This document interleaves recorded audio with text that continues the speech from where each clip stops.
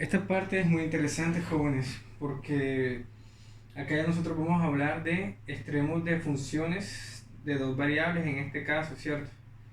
Pero entonces lo que te va a explicar, la noción que te va a explicar ahorita, es una noción muy general. Es como para que tú veas que realmente no es nada difícil lo que te va a explicar. Es simplemente estar acomodado a una terminología para cuando yo te hable en la clase, en los ejercicios, tú no te vayas a confundir. Entonces, vamos a hablar de extremos absolutos de funciones de dos variables. Una función definida en dos variables, como te puedes dar cuenta allí.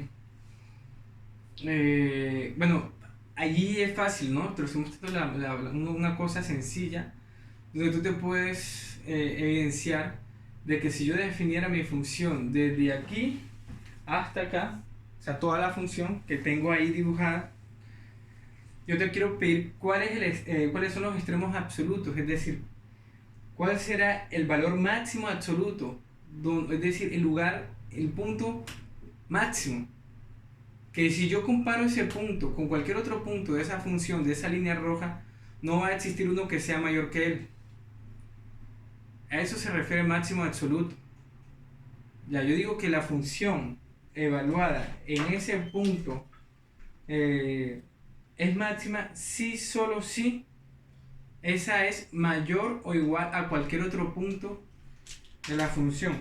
Es decir, si la función roja está definida de esta manera como f de x, y evidentemente vamos a hablar de que todos estos puntos son de una forma por lo menos, es para que tú pienses, x sub 0, y sub 0, este puede ser x sub 1, y sub 1, x sub 2, y sub 2, x sub 3, y sub 3, o sea, son parejas ordenadas, ¿sí o no? Entonces, ¿qué significa esto, jóvenes?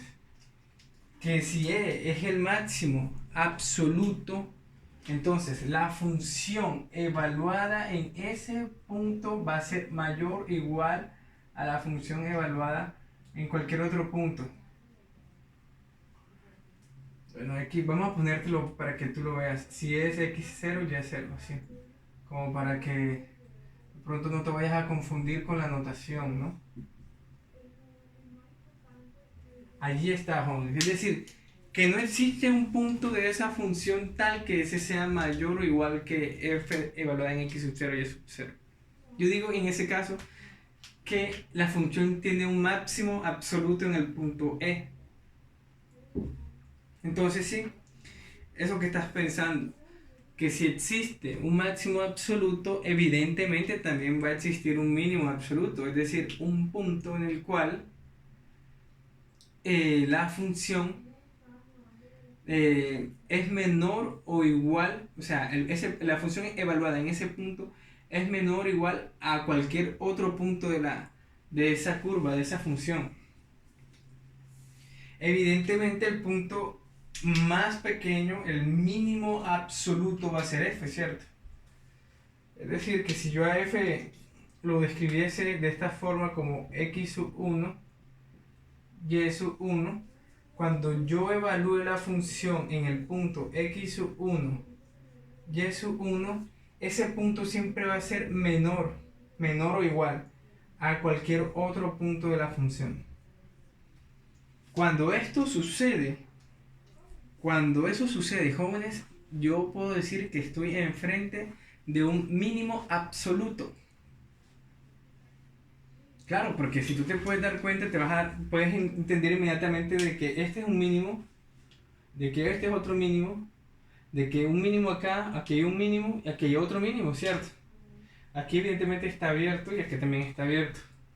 Entonces, esa función tiene 1, 2, 3, 4, 5 mínimos. Pero de todos esos mínimos, el absoluto es f. Porque fíjate de que no existe otro punto tal que ese que sea menor o igual que este. O sea, este es el menor. Este es el menor. Y acá, por lo menos, máximos. ¿Cuántos máximos tiene? Tiene 1, tiene 2, 3, 4, 5, tiene 6 máximos. Pero el absoluto es este. Porque no existe un punto tal que la función evaluada en este punto sea menor que otro, es decir, este siempre va a ser mayor o igual a cualquier otro punto de la función. Eso es lo que quiere decir máximos absolutos y mínimos absolutos. Entonces, cuando hablamos de extremos absolutos de funciones, ¿cierto? Ahora, también podemos hablar de valores relativos. Los valores relativos son cuando tú defines una vecindad, un disco o una bola alrededor de un punto, en una parte de la función. Por lo menos, si yo definiera, hagamos acá, si yo definiera un disco aquí, voy a definir el disco, ahí está. ¿Cuál será el mínimo relativo de ese disco?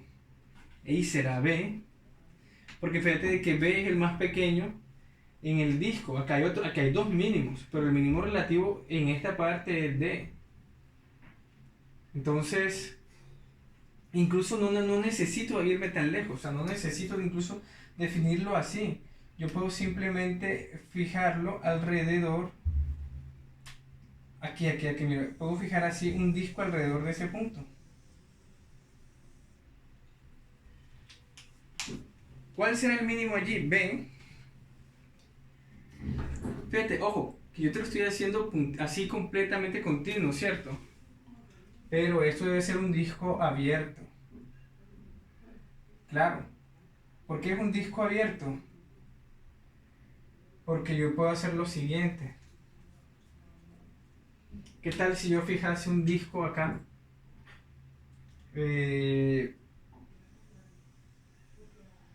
Un disco acá. Y supongamos que no es abierto, o sea, no es punteado como este. Un disco así cerrado. Ahí tú me podrías decir, profesor, aquí el mínimo no es H. No es H porque fíjate de que acá hay un punto, como es cerrado, acá hay un punto que va a ser mínimo. Yo podría decir entonces que este va a ser el mínimo en este disco. Porque como el disco está cerrado, entonces podría cometer esa equivocación. Por eso la definición es contundente al decirte que el disco debe estar abierto. ¿Para qué debe estar abierto? Para que no te suceda ese tipo de malas apreciaciones, malas deducciones. Entonces en este disco el mínimo va a ser H.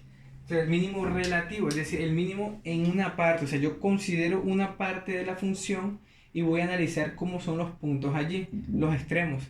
Como en ese disco yo tengo un mínimo, yo puedo decir que ese es el mínimo relativo, ¿de acuerdo? En ese disco, de esa función. Más no el absoluto, porque el absoluto tendría que compararla toda. Relativo, una sección. Absoluto, todo. Y de la misma manera también se puede hacer un estudio de máximo relativo, es decir, ver un valor máximo relativo de esta función. Es decir, yo puedo establecer un disco abierto cuando hablo de dos variables, o cuando hablo de tres puedo hablar de olas, ¿cierto? Abierta en este caso, y ver cómo son los puntos, los extremos, y ver si es máximo, si es mínimo, relativo, máximo relativo, mínimo relativo, si hago todo, la comparación de toda la función, si es absoluto o si no es absoluto. Eso lo vamos a aprender ahorita en la clase, a ver ya una cosa más interesante. Entonces, era eso lo que yo quería que tú fueras aprendiendo, toda esta parte de máximos relativos y mínimos relativos, también lo de máximos absolutos y mínimos absolutos, que tuvieras siempre en cuenta esos detalles. Entonces, hay una forma muy sencilla de poder calcular los extremos relativos, ¿no? De una función cualquiera. Hay una manera muy práctica, muy fácil, y es a través de derivación. Derivar parcialmente una función, igualarla a cero, y allí encontraremos un extremo relativo. Entonces, eso no es muy difícil, eso te lo voy a mostrar inmediatamente. Vas a ver que es muy fácil porque es simplemente utilizar estas herramientas de derivación. Esos puntos, jóvenes, esos son los llamados puntos críticos, ¿de acuerdo? Los famosos puntos críticos. Entonces, recuerda que como vamos a calcularlo en un disco abierto, ojo, escucha, un disco abierto significa que el punto máximo o mínimo va a ser relativo, porque está en un disco abierto, o sea, cumple con la definición de extremo relativo. Por eso es que te hago la salvedad, por eso es que te explico y te estoy mostrando cuál es la diferencia en las definiciones cuando son absolutos y cuando son relativos. Entonces nosotros vamos a hacer un análisis local, un análisis en un disco o en una bola, dependiendo de cómo sea la función. Vamos a ver cómo son esos extremos. Esos extremos los vamos a llamar puntos críticos. ¿De acuerdo? Y los puntos críticos los vamos a hacer calculando las derivadas parciales, igualándolas a cero y resolviendo los respectivos sistemas. Entonces, esas definiciones formales tú las puedes encontrar en cualquier libro de cálculo vectorial, pero lo que yo te quiero decir es que una función f de x, y, vamos a escribirte acá para que tú, una función cualquiera, f de x, y, se dice que tiene un extremo relativo, o sea, un punto crítico, si solo si sus derivadas, si tengo esta función ya, f de x, y, yo calculo el punto crítico. ¿Cómo lo calculo? Así, mira, la derivada parcial la igual a 0, la derivada parcial en y la igual a 0 y resuelvo. Cuando resuelva eso, voy a tener el punto crítico. Voy a hallar el punto crítico. ¿De acuerdo? Así se hace eso. Otro criterio también puede ser que la derivada parcial evaluada en el punto no exista. Ni en la derivada parcial evaluada en la derivada parcial, bueno, el punto evaluado en la derivada parcial de x o el punto evaluado en la derivada parcial de y no exista. Si eso no existe, puedo decir que tengo un punto crítico también. Esa es otra manera. ¿De acuerdo? Entonces vamos a afianzar la fe. Vamos a hacer un ejercicio sencillo primero y con ello vamos a buscar los puntos críticos. No es para nada difícil. Entonces fíjate que yo tengo una función de dos variables. Este es un ejercicio del libro. El ejercicio es este, 6x menos 4y menos x cuadrado menos 2y cuadrado. Entonces, ¿qué es lo que aprendí? O lo que yo te expliqué hace un momento, quedó calcular la parcial en x. Calculo la derivada parcial en x y esto me da 6, aquí es 0 y aquí es menos 2x. Y también calculo la derivada parcial en y. La derivada parcial en y de x es simplemente menos 4. Mira, aquí es menos 4 y aquí es menos 4y.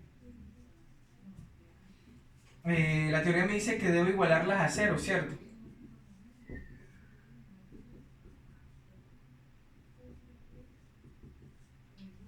Y resuelvo los sistemas. En este caso me queda que x es igual a 3, ¿verdad? Pasa positivo a este lado.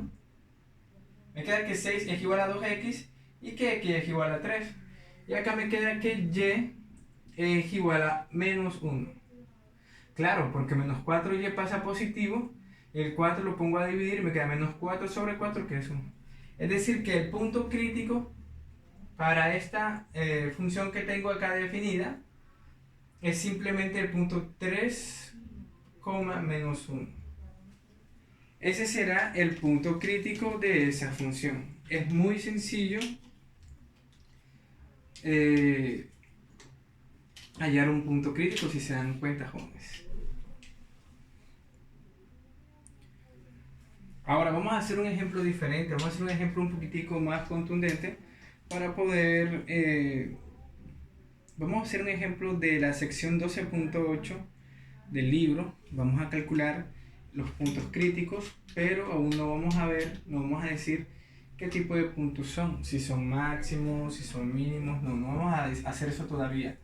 Simplemente voy a enseñarte a calcular los puntos críticos. Aunque no es difícil, solamente voy a hacer un ejemplo porque es calcular las derivadas parciales, igualarlas a cero y encontrar los puntos. Por lo menos vamos a hacer el primero, que por lo general es fácil. F de x, y es igual a la raíz cuadrada de 16 menos x cuadrado menos y cuadrado. Esa es la ecuación. Entonces voy a calcular la derivada parcial en x. ¿Cómo me queda la derivada parcial? Me quedaría, evidentemente, esto de acá yo lo puedo escribir, como esta expresión elevada a un medio, ¿cierto? Bueno, la derivada de esto es fácil, es simplemente lo derivo tal como me han enseñado y todo eso multiplicado acá por la derivada interna, ¿cierto? Que es menos 2x, que cancelo el 2 con el 2 y me queda menos x sobre la raíz de 16 menos x2 menos y2. Evidentemente, la derivada parcial de y va a tener la misma estructura, ¿cierto? Va a ser, claro, porque fíjate que tiene la misma forma.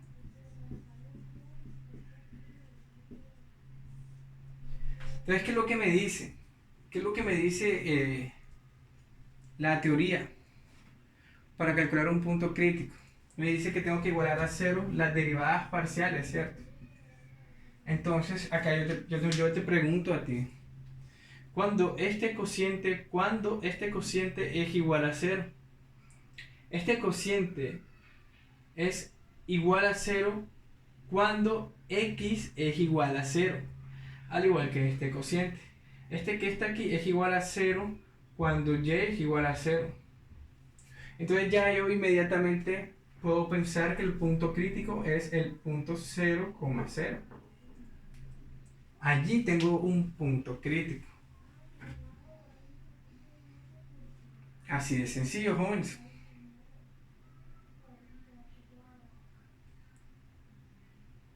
Ahora, ¿qué es lo que te voy a enseñar ahorita? Porque es que todo se hace así de sencillo. Allí no hay nada que te complique la vida. Lo que te voy a enseñar ahorita es a ver qué tipo de puntos son esos puntos críticos. Si son máximos relativos, si son mínimos relativos. La parte de máximo absoluto o mínimo absoluto te la voy a dejar para que tú la estudies en tu casa. No es nada difícil. Es simplemente hacer una evaluación del punto que hayas en la función y ver qué pasa. ¿De acuerdo? Entonces, vamos a hacer la parte relativa, que es el criterio de la segunda derivada. Entonces, es la parte interesante de los extremos de funciones. Entonces, vamos a escribirte primero la consideración más importante. Este es el teorema que yo les estaba hablando a ustedes, que les quiero mostrar. Este es el criterio de la segunda derivada. Fíjate que yo defino una función d y yo voy a evaluar el punto crítico. En este caso, el punto crítico que yo quiero saber es el punto a, b. A, b. Entonces, ese es el punto que ya tú aprendiste a hallar hace un momento.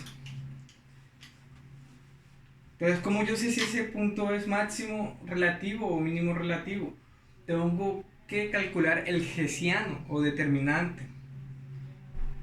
Es un determinante de derivadas parciales de primero y segundo orden, ¿cierto? Bueno, las derivadas parciales de segundo orden, para ser más preciso, ¿no?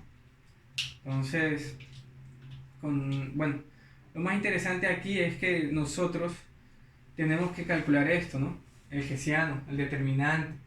Entonces, fíjate de que esto que está aquí es la derivada de segundo orden xx evaluada en el punto crítico. Esta es la derivada de segundo orden evaluada en el punto crítico por la derivada y, ¿cierto? O sea, deriva la función con respecto a y lo que me dé lo vuelvo a derivar con respecto a y con eso calculo esto. Acá derivo la función con respecto a x y lo que me dé la vuelvo a derivar con respecto a x. Entonces esa es la derivada de segundo orden. Acá la derivada mixta, o sea, derivo parcialmente la función con respecto a x y lo que me dé lo derivo con respecto a y. O si yo quiero, la derivo con respecto a y y lo que me dé lo derivo con respecto a x. Eso lo elevo al cuadrado. Y de esa manera yo calculo el determinante, jóvenes. No es para nada difícil. Es de tener mucho cuidado. Recuerda de que debo evaluarlo siempre en el punto crítico. Entonces, dependiendo de cómo sea D, así van a ser los puntos. Fíjate por lo menos cuando un punto es mínimo relativo. Yo digo que el punto es mínimo relativo si cuando yo lo evalúo en el hessiano me da más grande que 0. Y además, la parcial la derivada de segundo orden de xx o la derivada de segundo orden y son mayores que 0. Cuando eso sucede, yo puedo pensar que estoy enfrente de un mínimo relativo. Fíjate de que yo puedo decir incluso que un punto es máximo relativo si el hessiano es más grande que 0 y además la derivada en segundo orden xx en el punto es menor que 0 o la derivada en segundo orden y en el punto es menor que 0. Cuando eso sucede de esa forma, estoy enfrente de un máximo relativo. Ahora, tú preguntarás, profe, ¿pero qué pasa cuando el hessiano es menor que 0? Cuando el hessiano es menor que 0, puedo decir inmediatamente que es un punto de silla. ¿Pero qué es un punto de silla? Un punto de silla es un punto de... es lo que tú conocías en cálculo diferencial como punto de inflexión. Es decir, es un punto en el cual, bueno, para hacerte la analogía, ¿no? Cuando tú tenías algo como esto, tú decías que aquí había un punto de inflexión. Vamos a hacer un poco más. Es un punto donde cambia, o sea, no se sabe si es máximo, si es mínimo. No, ahí no se sabe, eso es un punto de inflexión. Los puntos de silla son exactamente lo mismo. Lo que pasa es que cuando tú los graficas, ellos parecen una silla de montar caballo. Por eso recibieron el nombre de puntos de silla. Pero es la misma idea, ¿no? Como un punto de inflexión. Entonces, cuando tú dices que el de hessiano o el determinante, tú lo evalúas, el punto lo evalúas acá y te da menor que 0, dices que es un punto de silla. Y cuando tú lo evalúas, por lo menos en el hessiano, y te da igual a 0, jóvenes, tú no puedes decir absolutamente nada del punto. No sabes si es máximo, si es mínimo, o si es un punto de silla. Entonces, esa parte es muy importante. Es muy interesante que usted esté atento a este criterio, porque con este criterio es que usted va a entender qué tipo de puntos tiene su función. Si es un máximo, si es un mínimo, o si es un punto de silla.